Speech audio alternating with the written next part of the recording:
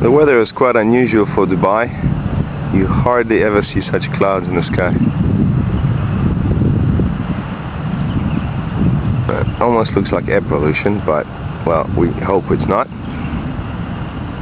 But anyway, what's important is that today is Paula's first day on the beach.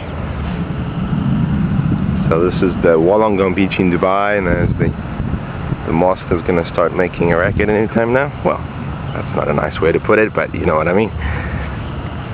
And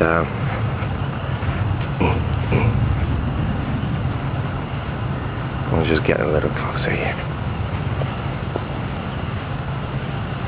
Alright, sorry for the bumpy ride.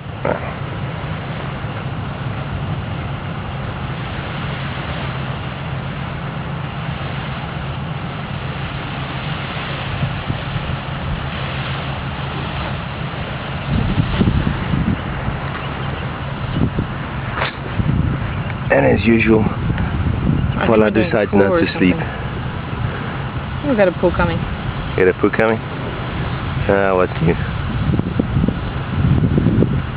Hey, but it's nice here, and we've got coffee. Yeah, we've got good coffee, good muffins, yeah, and fantastic weather.